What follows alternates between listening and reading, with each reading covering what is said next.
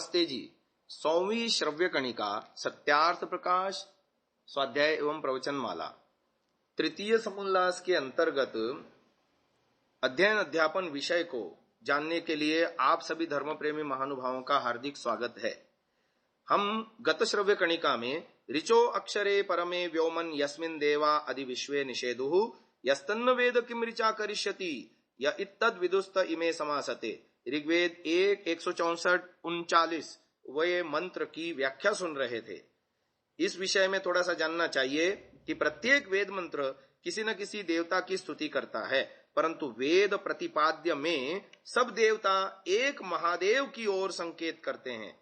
निरुक्तकार 7.4 में कहते हैं, महाभाग्या देवताया एक एवात्मा बहुधा स्तूयते, अर्थात देवता के अत्यंत भाग्यशाली होने से एक ही देवता की अनेक प्रकार से स्तुति की जाती है। वह एक देवता कौन है? इसका उत्तर देते हुए निरुक्त के परिशिष्ट में कहा, अथैष महान आत्मा सत्व लक्षण तत्परम तद ब्रह्म, अर्थात वह महान आत्मा परमात्मा है, वह ब्रह्म है। अग्निमीळे कहकर ऋग्वेद के प्रथम मंत्र में उसी की स्तुति का उल्लेख किया गया है। वेदाध्ययन का मुख्य प्रयोजन तो अंततः ईश्वर की प्राप्ति ही है। समस्त ऋचाएं उसी परम सत्ता का अवबोध कराने के लिए हैं।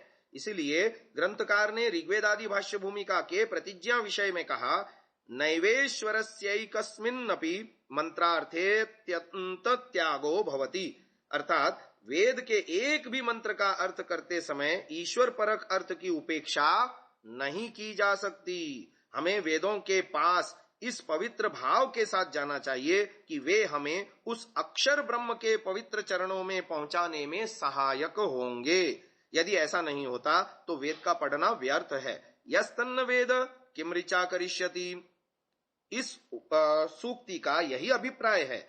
ऋषि प्रणीत ग्रंथ साक्षात्कृत धर्माण ऋषयो बभूवुः, किसी पदार्थ के साक्षात्कृत धर्मा पुरुष को ऋषि कहते हैं। यानी साक्षात्कार का अर्थ है जो वस्तु जैसी है उसे उसी रूप में निश्चय पूर्वक जानना, वह आप्त पुरुष कहलाता है।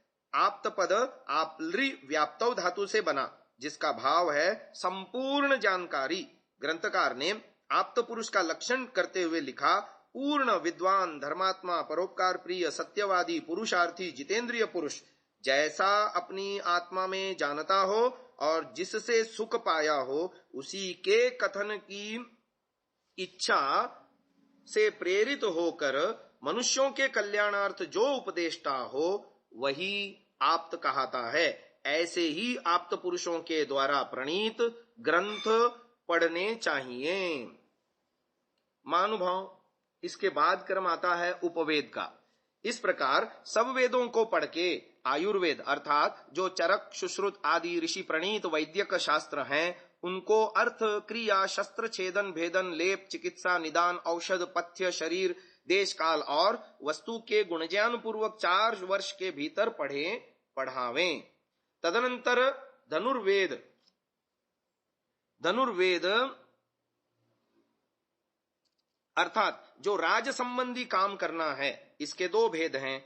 एक निज राज पुरुष संबंधी और दूसरा प्रजा संबंधी होता है। राज कार्य में सब कहते हैं जो कि शत्रुओं से लड़ाई के समय में क्रिया करनी होती है, उनको यथावत सीखें, और जो प्रजा के पालन करने और वृद्धि करने का प्रकार है, उनको सीख के न्याय पूर्वक सब प्रजा को प्रसन्न रखें। दुष्टों को यथायोग्य दंड देवे, श्रेष्ठों के पालन का प्रकार सब प्रकार से सीख लेवें।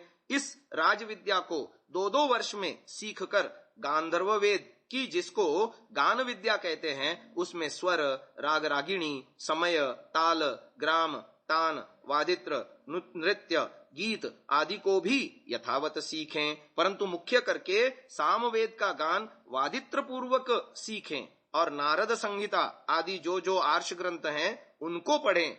किंतु यहाँ शब्द थोड़ा सा कड़वा है, मैं नहीं उच्चारण कर रहा हूं। वेश्या और विषयासक्ति कारक वैरागियों के गर्धव शब्दवत व्यर्थ आलाप कभी न करें। अर्थवेद की, जिसको शिल्प विद्या कहते हैं, उसको पदार्थ गुण विज्ञान क्रिया कौशल नाना विधि पदार्थों का निर्माण पृथ्वी से लेके आकाश पर्यंत की विद्या को यथावत सीख के अर्थ अर्थात जो ऐश्वर्य को बढ़ाने वाला है उस विद्या को सीख के। आगे ज्योतिष शास्त्र की चर्चा आ रही है। महानुभाव, महर्षि दयानंद जी ने बहुत ही सुंदर हमारे लिए एक क्रम रखा है। काश की स्वतंत्र भारत में कोई तो ऐसा विद्यालय होता जिसमें ये अद्यावत इन ग्रंथों को क्रम से पढ़ाने की व्यवस्था होती। ये गुरुकुलीय शिक्षा पद्धति का लोप होने से इतनी बड़ी हानि हो गई कि देश आज भी अपने मूल स्वरूप को शिक्षा व्यवस्था में लागू नहीं कर पाया। अस्तु, ज्योतिष शास्त्र के विषय में लिखते हैं, 2 वर्ष में ज्योतिष शास्त्र, सूर्य सिद्धांत आदि, जिसमें बीज गणित, अंक, भूगोल, खगोल, भूगर्भ विद्या है, इसको यथावत सीखें। तत्पश्चात सब प्रकार की हस्तक्रिया, यंत्रकला आदि को सीखें। परंतु जितने ग्रह, नक्षत्र, जन्मपत्र, राशि, मुहूर्त आदि के फल के विधायक ग्रंथ हैं, उनको झूठ समझ के कभी न पढ़ें, न पढ़ावें। ऐसा प्रयत्न पढ़ने और पढ़ाने वाले करें कि जिससे 30 व 31 वर्ष के भीतर समग्र विद्या, उत्तम शिक्षा प्राप्त होके मनुष्य लोग कृतकृत्य होकर सदा आनंद में रहें। जितनी विद्या इस रीति से 30 व 31 वर्षों में हो सकती है, उतनी अन्य प्रकार से शतवर्ष में भी नहीं हो सकती। ऋषि प्रणीत ग्रंथों को इसलिए पढ़ना चाहिए कि वे बड़े विद्वान और शास्त्रविद और धर्मात्मा थे, और अनऋषिकृत ग्रंथ, अनऋषि अर्थात जो अल्प शास्त्र पढ़े हैं और जिनका आत्मा पक्षपात सहित है, उनके बनाए हुए ग्रंथ भी वैसे ही अल्प बुद्धि वाले और पक्षपात युक्त होने से त्याज्य हैं। फिर आगे बात आती है षड्दर्शनों के प्रामाणिक भाष्य की। तो महर्षि दयानंद जी लिख रहे हैं, पूर्व मीमांसा पर व्यास मुनिकृत व्याख्या, वैशेषिक पर गौतम मुनिकृत और न्याय सूत्र पर वात्स्यायन मुनिकृत भाष्य, पतंजलि मुनिकृत सूत्र पर व्यास मुनिकृत भाष्य, कपिल मुनिकृत सांख्य सूत्र पर भागुरी मुनिकृत भाष्य, व्यास मुनिकृत वेदांत सूत्र पर वात्स्यायन मुनिकृत भाष्य अथवा बोधायन मुनिकृत भाष्य वृत्ति सहित पढ़े पढ़ावें इत्यादि सूत्रों को कल्प अंग में भी गिनना चाहिए। अब बात आती है स्वतः प्रमाण और परतः प्रमाण ग्रंथों की। ऋषिवर लिखते हैं, जैसे ऋग, यजुः, साम और अथर्व चारों वेद ईश्वर कृत हैं, वैसे ऐतरेय, शतपथ, साम और गोपथ चारों ब्राह्मण, शिक्षा, कल्प, व्याकरण, निघंटु, निरुक्त, छंद और ज्योतिष 6 वेदों के अंग, मीमांसादि 6 शास्त्र, वेदों के उपांग, आयुर्वेद, धनुर्वेद, गांधर्व वेद और अर्थवेद, ये 4 वेदों के उपवेद इत्यादि सब ऋषि मुनियों के किए ग्रंथ हैं। इनमें भी जो जो वेद विरुद्ध प्रतीत हो उसको छोड़ देना, क्योंकि वेद ईश्वरकृत होने से निर्भ्रांत स्वतः प्रमाण अर्थात वेद का प्रमाण वेद ही से होता है। ब्राह्मण आदि सब ग्रंथ परतः प्रमाण अर्थात इनका प्रमाण वेद के अधीन है। वेद की विशेष व्याख्या ऋग्वेदादि भाष्य भूमिका में देख लीजिए, और इस ग्रंथ में भी आगे लिखेंगे। तो स्वतः प्रमाण और परतः प्रमाण के विषय में कुछ विशेष बात यह है कि स्वतः प्रमाण शब्द की व्याख्या आचार्यों ने विविध प्रकार से की है। ग्रंथकार ने यहाँ यौगिक अर्थ लिया है, पारिभाषिक नहीं। वेदों के संदर्भ में स्वतः प्रामाण्य विषयक अपने मंतव्य का उल्लेख करते हुए उन्होंने सत्यार्थ प्रकाश के अंत में स्वमंतव्य प्रकाश के अंतर्गत लिखा कि वे यानी वेद स्वयं प्रमाण स्वरूप हैं, कि जिनका प्रमाण होने में किसी अन्य ग्रंथ की अपेक्षा नहीं। जैसे सूर्य व प्रदीप अपने स्वरूप के स्वतः प्रकाशक हैं और पृथ्वी आदि के प्रकाशक होते हैं, वैसे चारों वेद हैं।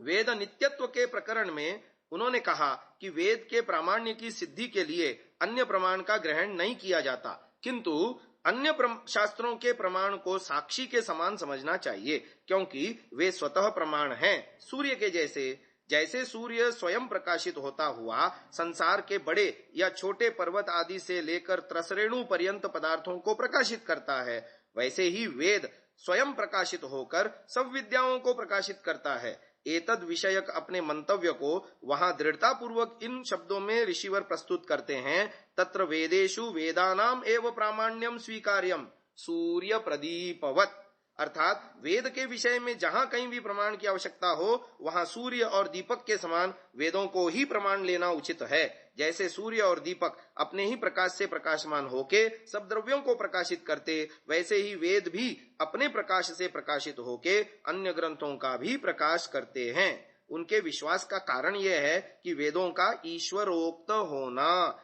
ईश्वरोक्तत्वात् चत्वारो वेदाः स्वतः प्रामाण्यम। ये वेद नित्यत्व विचार ऋग्वेदादि भाष्य भूमिका के उसमें भी वैशेषिक और न्याय सूत्रों को उद्धृत करके ईश्वरोक्त होने से आप्त प्रमाण के होने के कारण वेदों को प्रमाण स्वतः प्रमाण बतलाया है। ईश्वरोक्त होने से ही वे निर्भ्रांत माने गए हैं। आज की इस चर्चा को यहीं विराम देते हैं। ओम।